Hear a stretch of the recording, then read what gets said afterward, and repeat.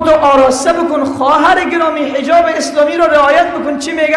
میگه قلب پاک باشه. کسی در آمریکا زندگی میکند آرامش دارد؟ نه، کسی که الله دارد آرامش دارد.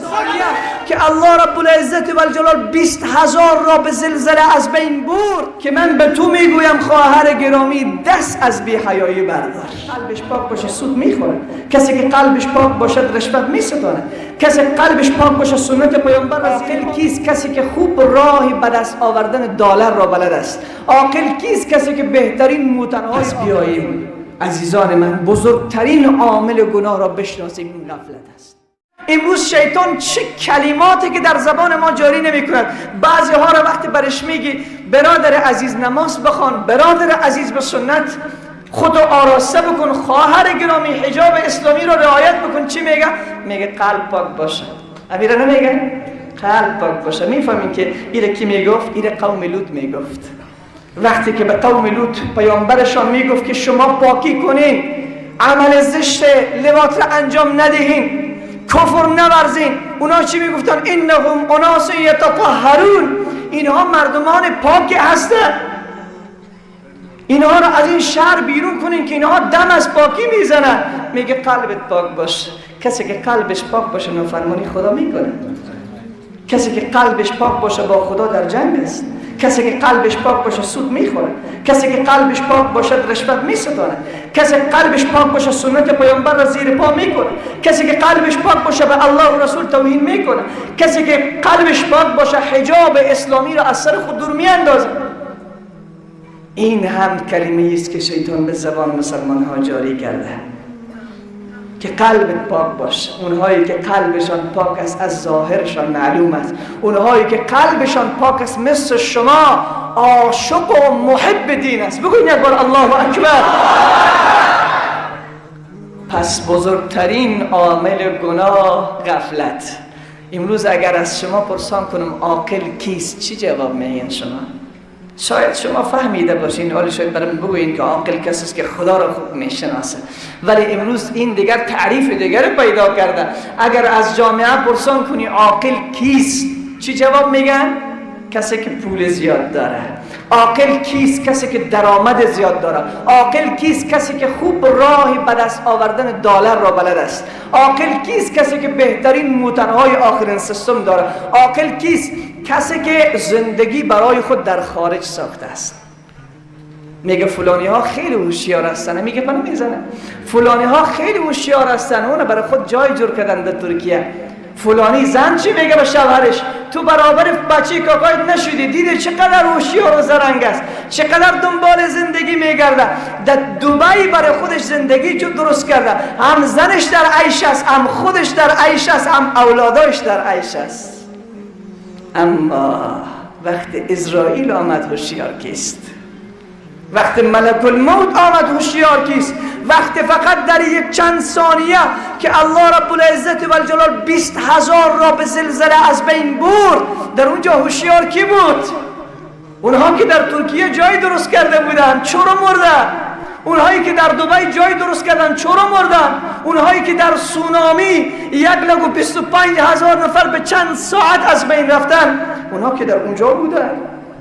در مدیترانه، ساحل مدیترانه بهترین جای زمین، به اصطلاح مردم بهشت روی زمین میگفتن، چرا مردن اونجا؟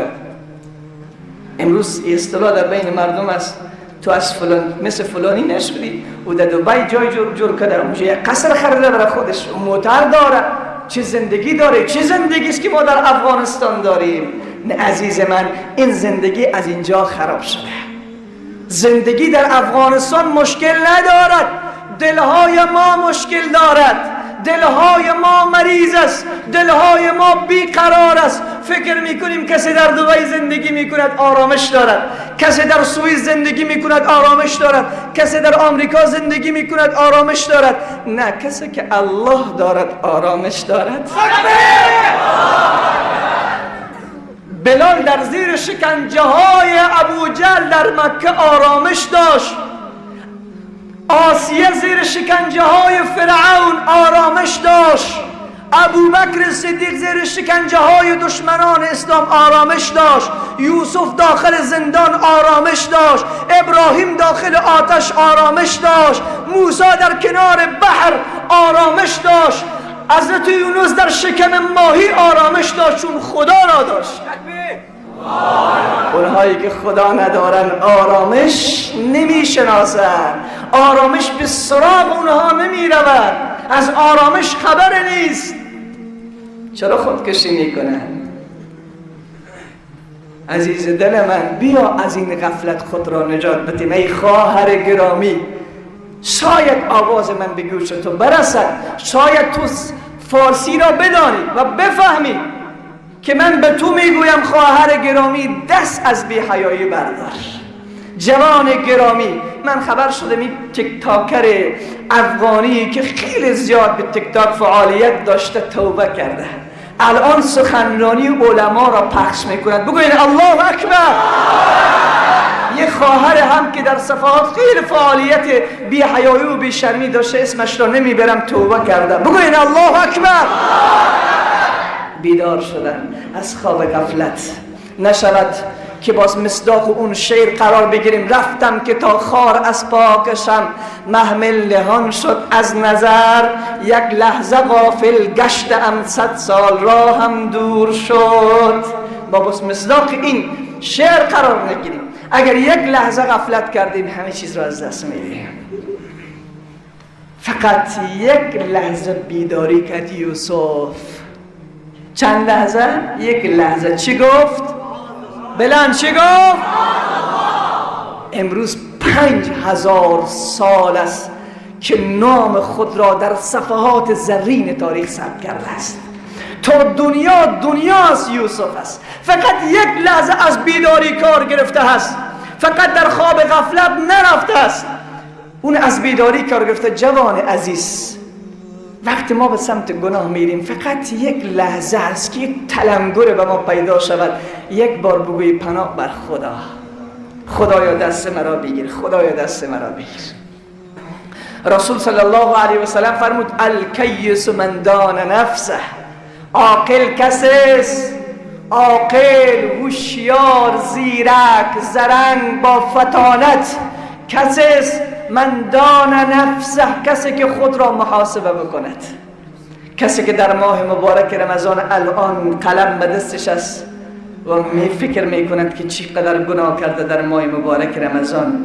عاقل کسی است که در فکر ای است 6 روز شوال را من چطور روزه بگیرم که الله را راضی بکنم.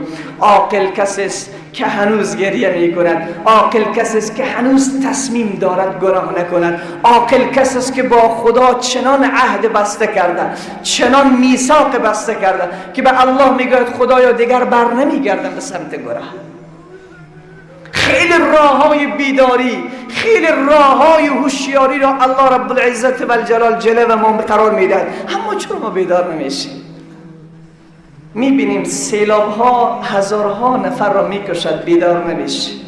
میبینیم به نام کرونا میآید و لکها نفر را میکشد، بیدار نمیشیم. به نام زلزله میآید و هزارها نفر را میکشد، بیدار نمیشیم. به نام تصادف ها امروز در افغانستان چند نفر مرده باشد؟ خبر داریم؟ چند نفر در این شهر ما مرده باشد؟ ما اینجا هنوز نفس میکشیم، چند کسی در شفاخانه همین لحظه نفسش بند شده، دیگر نفس نمیکشد. پس بیاییم عزیزان من بزرگترین عامل گناه را بشناسیم، این غفلت است.